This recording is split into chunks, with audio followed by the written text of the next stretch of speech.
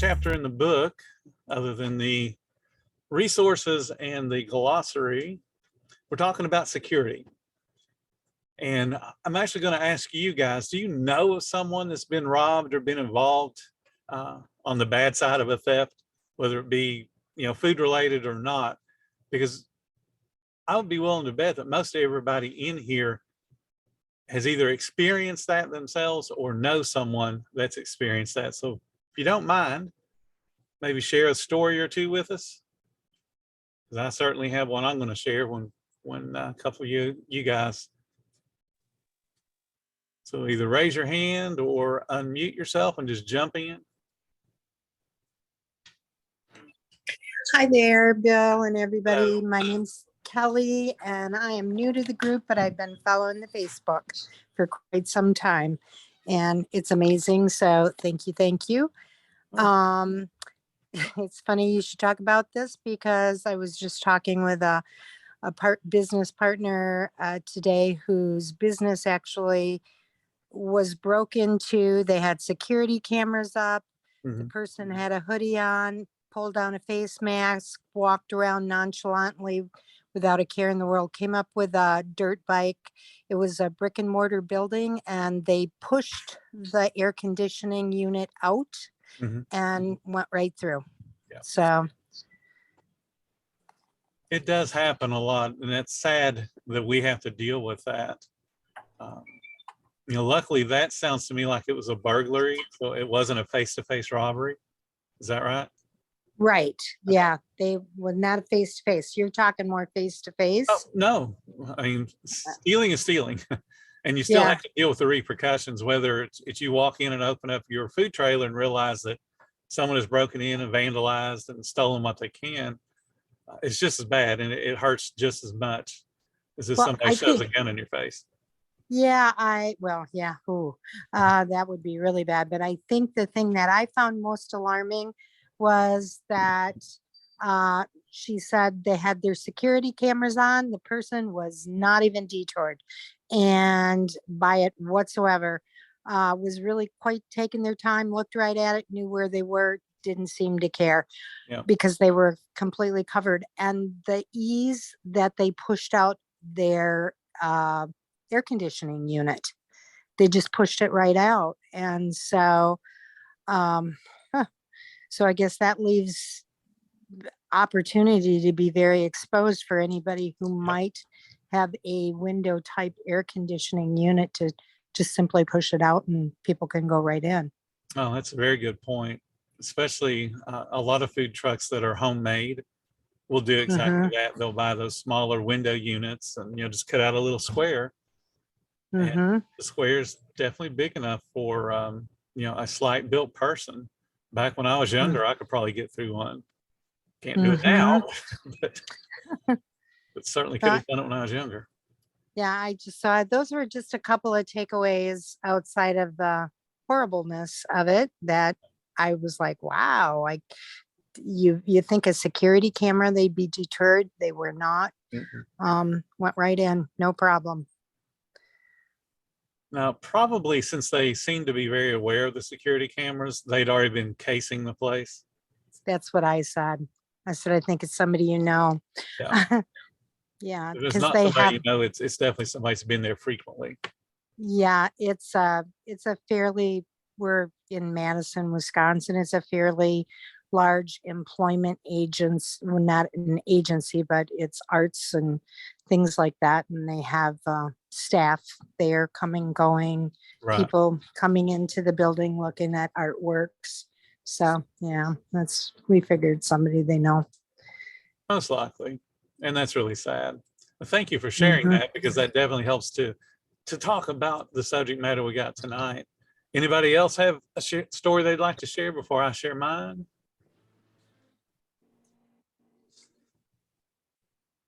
Okay, then I'll share mine. You guys know I've been doing this a very, very long time. So I've had a lot of different types of theft and robberies and break-ins over the years. And not a one of them was fun. Not a one of them is something I would want to relive. But when you do this kind of business long enough, you're going to see the same things over and over. And no matter how much you try to protect yourself, there's always going to be that one slip up that allows a break-in or allows a robbery. And I'm trying to come up with a story I didn't tell the last time we did this class. So I'm going to have to really dig deep into one of mine. When I lived in the Virgin Islands, and yeah, I know, pitiful me, I lived in the Virgin Islands. I ran the Wendy's down there, and right before I was to come back to the States, and I've been down there a couple of years, and I had saved a crazy ton of money because Wendy's was paying me to live there, and they were paying me to work there, so I had no bills. So the salary that Wendy's was giving me, I was putting in a bank. Well, even though the Virgin Islands are a part of the U.S., they don't have or at least when I lived there, they didn't have a bank that was a part of a banking system that was in the States. So the bank that I selected was basically an international bank, but had no outlets in the US. So that meant I had to physically withdraw all of my money and take it with me when I got on that plane to leave the islands. And I'd been sending money home a little at a time, but there was still a pretty sizable amount in the bank. So I went to the bank, which was on the main street in St. Thomas on Charlotte Amalie, and go into the bank, get my money, make a withdrawal, and I'm going to go from the bank to the airport and leave. Now, this bank was on, like I said, on the main street, but the exit to the bank was not. It was down what basically is an alley, but it was a very heavily traveled alley. But obviously someone had been following me or knew what I was going to be doing, because they stuck a gun in my face, pulled me into a corner where no one could see, and demanded all the money that they knew I'd gotten. So I couldn't even bluff them. And they took, my wallet, all my money, they took my jewelry, took a nice watch that I had, and left. And that was probably the most vulnerable, because I'm 6'3" and fairly athletic build. And when somebody puts a gun in your face, you turn into a 2-year-old, because you can't do anything, because you know what could happen if you make the wrong move. So you've got to be super, super careful and aware of your surroundings at all times. You don't want to be a victim of that kind of aggression and a robbery. Certainly don't want to be a part of a theft. And I've dealt with way too many thieves in my life, as far as people that think they can get one over on me, and they can give away food, or they can steal money and not ring up the orders but still have the food given to the guest. They'll make up coupons and ring up coupons and that type of thing to discount the order but tell the guest the original total. I had all that kind of stuff. And a lot of the security that you see on POS systems today are a result of people that did things in the past that they came up with ways to try to prevent them. So we're going to talk about how to prevent theft on your truck. And I'm not talking about theft as in employee theft. That's a whole different kind of theft. We're talking about you protecting your assets and you protecting your hard-earned money that you poured into that truck or that trailer. On average, one trailer gets stolen a week, and that's reported stolen a week. There are many that get stolen and then get recovered, and they don't actually go through that process. But there is at least one official theft per week. And we've seen videos, and I hope you guys have seen the videos, where they can steal a trailer within seconds. And if the owners of the trailers could unhook and rehook a trailer as fast as the thieves would, you'd save yourself a couple hours a week just on moving your trailer around. They are fast. And basically a trailer is low-hanging fruit for somebody. Typically when someone buys a trailer lock, they just put something over the place where it receives the ball hitch on the towing vehicle, and they think they're safe. All it takes is a crowbar or bolt cutters, and that's off in seconds, literal seconds. Somebody put up a video a couple of months ago that showed their trailer being stolen out of a hotel parking lot. And the thief was so smooth that you would have thought that was his trailer, because he backed right up to it, got out with the bolt cutters, clipped off the security measure they had, hooked it up to his truck, and it was gone just about as fast as I was able to say that. So you got to be aware that there's somebody out there, they want your trailer, they are going to try and take it. So I'm going to talk to you about how you can save yourself. We talked about security cameras, and you heard the story that was shared about people aren't afraid of security cameras. And that's very true. But security cameras do help you to press charges against somebody. Security cameras also give you a little bit of a decent feeling of security, because you know that people that are coming up to your trailer are being recorded. It also gives you a little bit of peace of mind if you have some security cameras pointed at your cash drawer or your POS system, so that you know that your cashier is also being kept honest. So that's what cameras do. They just provide that little bit of security. They're not going to stop anybody, but they will at least give you an opportunity to maybe be able to prosecute somebody.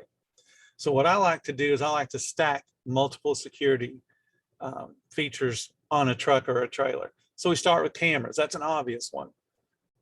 You want to make sure that your commissary is secure. If you park overnight at a commissary, you want to make sure they've got, is it behind a locked fence? Do they have other security measures in place to help keep your property safe? There are about as many commissaries that are completely open parking lots as there are commissaries that are behind gated and barbed wired fences. So be aware of what your commissary can and can't do for you as far as protecting your assets. Invest in a generator cage. Again, somebody with bolt cutters can cut off a lock, but it adds one more layer that they've got to go through if they wanted to steal that generator. And I would actually put a couple of different locks on it. And I would buy the kind of lock that is more difficult to use a bolt cutter on. They call them puck locks. And the housing on them is much thicker, and bolt cutters won't work on them. You want to add, if you're doing a truck, for instance, a disabling alarm. So that way the alarm makes an audible sound, drives people crazy, and disables the engine so the truck cannot be driven. But that doesn't help if you have a trailer. But what will help you with a trailer is, again, to put those cameras out, to also get GPS trackers and put at least 2 on your trailer. Put one of them in an obvious place so that when they go looking for it, because I want you to put stickers on your vehicle that says this is protected by GPS. When they go looking for the one, they find it, go, I got him. They throw it out the door, and you still got the second one that they're not looking for. GPS trackers are relatively inexpensive, and they work, depending upon how much money you invest in them, between 3 and 5 years off of one battery. So it's a good peace of mind to have. Again, that's a recovery tool, not a prevention tool, but it does help. Now, some prevention tools we're going to talk about will be wheel locks. And I'm talking about the wheel locks that you can buy and put on a car like it's parked on the street, and the police that come by and put a boot on it. It looks similar to that, but they make heavy duty ones that work on trailers that are very hard to get off. Because the boots that the police use, you can just drive your car and they'll knock it off. But you buy the ones that they're about $150. And I recommend putting 2, 1 on each side. Because you're going to make it as hard as possible on somebody to steal your vehicle. So if you got cameras that are pointing down looking at them, you got wheel locks on wheels on both sides of the trailer. Now they're thinking twice about this, because now this is becoming work. And they don't want to work. It's because they're a thief. They want to steal stuff. They don't want to work at it.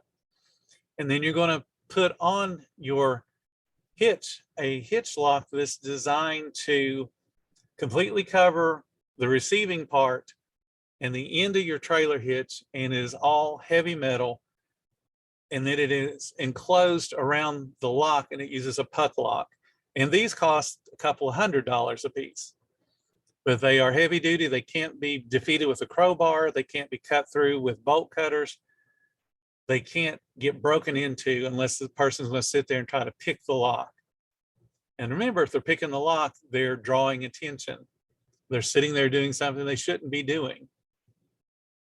Then you also want to add motion sensor activated lights and a motion sensor alarm, that if the trailer is physically moved, that alarm goes off. And they make an alarm that goes crazy loud. I was just reading about it. I think it's 120, 130 decibels. It's up there. It would drown out your loud generators. You want to have those kind of things on there, so hopefully the low-hanging fruit thief just pulls up and says, oh, I'll steal that one. And then when these things start to become visible, that you got a heavy-duty lock, you got wheel locks, you've got security cameras, you got motion sensor lights that are lighting up the dude, they go to somebody else who's not as prepared as you are. And yeah, all that stuff costs money, but so does your trailer. And all of that stuff is way cheaper than you being out of business for a couple of weeks while you go through the insurance claim and try to get paid back for whatever was stolen. And then of course, if there's damage, you got to deal with it being rebuilt. And I'll give you a couple of examples of folks that had their trailer stolen that should have never been stolen. There's a lady that's in our group and on a couple other groups. She's in the Midwest. She does barbecue, and they had a real nice barbecue trailer. I mean, a really nice barbecue trailer. They were sitting in their home driveway and they were cooking on their trailer. And the husband was going in and out, get material and stuff to put on the smoker to cook, to get prepared for the next event they had coming up the following day. Somebody pulled up in their driveway and hitched that trailer and took off while they were watching them drive away. Now they couldn't get out quick enough to stop him or get in front of the truck, but they got in their vehicle and they're chasing him. I mean, one of them's on the phone, 911, calling the police and all. They eventually recovered the trailer, but because they were being chased, the thief was being chased, they pretty well demolished the trailer. So it put them out of business for, I want to say 4 weeks, maybe 6 weeks. They were out of business for a while. So it's a lot easier for a trailer to be stolen than you would realize, and it's a lot more common. There was another family that had spent pretty much their life savings on a trailer, and they had a really good concept, spent good money on the trailer, got everything done perfectly. And before they ever got open, they had just gotten the trailer and done one practice run through the equipment and served some friends and family. And we're going to be opening, I think 2 days into the future. So they had gotten all of the food they needed, put it on the truck in the refrigerators and the freezers. And we're just waiting to get closer to the opening date. And somebody came and stole that truck or that trailer. And that one hasn't been recovered yet. So you've got to take it serious. And I know everyone, when they put on our group, and this really bothers me when we do discuss it, someone will say, yep, I've got a Colt 45, or I've got this and I got that as far as a weapon goes, and no one's going to steal from me. I can promise you that if someone gets the drop on you with a gun, you are not Matt Dillon, and you're not going to outdraw them before they shoot you. So don't act like a gun is going to be the protector of your truck or your vehicle. It's not. It's more likely going to get you hurt. If that's the piece of security that you need to feel confident to be out by yourself or to be alone on the truck, then that's fine. But do not rely on that, because it's not going to be a deterrent to keep somebody from robbing you. It's just a peace of mind. Same with insurance. Insurance doesn't prevent a fire, but we're certainly glad we have insurance when a fire does break out. So just stack those different types of security onto your trailer. Make it as hard as you can on somebody to steal it. All right, that was it on that chapter. Lauren likes to tease me about how short that chapter is, because I wrote it like all the other bonus chapters after I completed the book. And actually, I believe it was the lady that had the barbecue trailer stolen is the one that really motivated me to write that little bit on how to prevent that that from happening to people, because it is pretty serious.